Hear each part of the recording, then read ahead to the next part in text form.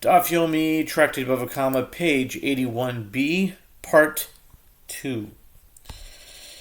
And yesterday we left off, because of time, we left off at Amarav Bivi. So it's some lines from the bottom. Maybe, I'm not sure, maybe a quarter or an eighth. I'm not sure. I don't have the text in front of me, but the words are several lines from the bottom, but closer to the bottom. And the words are Amarav Bivi. Rav Bivi said, the ruling of this Braita is stated with regard to a corpse laid out on the pathway.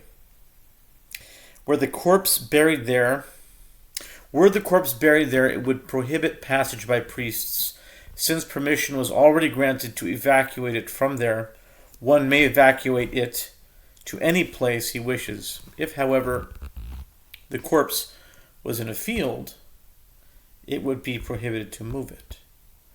The Gemara returns to the opening statement of the Braita that Joshua stipulated 10 conditions. The Gemara says, are there really only 10? These conditions enumerated in the Braita are actually 11. The Gemara answers, the condition that one may walk in permitted paths that cut through a private field in the summer was not instituted by Joshua, rather King Solomon said it. As it is taught in a Braita, if one's produce was completely harvested from the field, but he does not allow people to enter into his field to shorten their route, what do people say about him?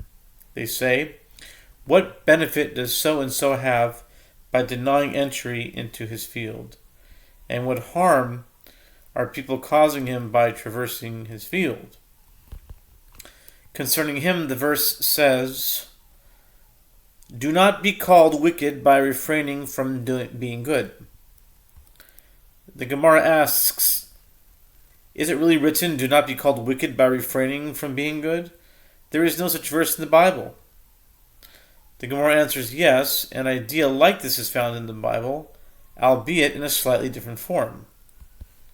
It is written like this, withhold not good from him to whom it is due, when it is in the power of your hand to do it. To not be called wicked by refraining from being good. It's different. It's not the verse. But you're allowed to change it. Sometimes you're allowed to change it. No problem with that. No one seems to have a problem.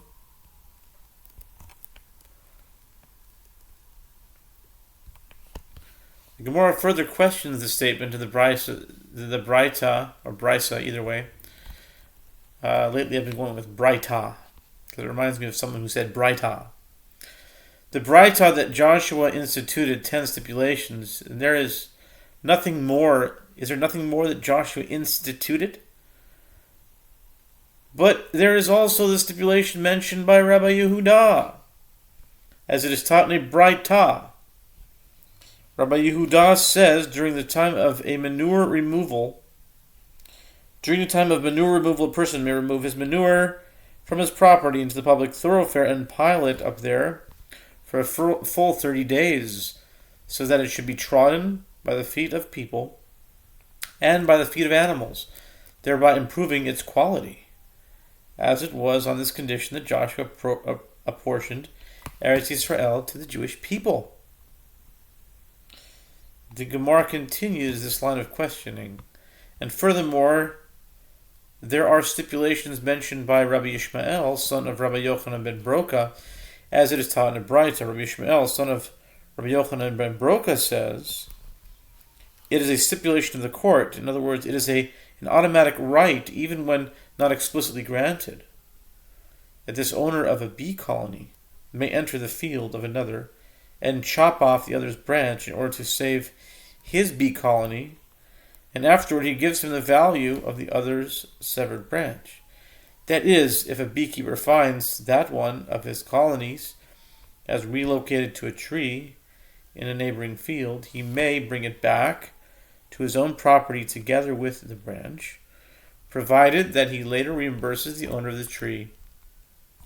The Braita continues, and it is also a stipulation of the court that this bearer of wine pours out his wine from his barrel and uses the barrel to save another's spilling honey, which is more valuable than the wine, and then he takes the value of his wine from the saved honey of the other as reimbursement. And it is likewise a stipulation of the court that this owner of wood unloads his wood from his donkey and loads another's flax, which is more valuable than wood, if the load of flax is stranded on the road due to a mishap, and later he takes the value of his wood from the saved flax of that other individual.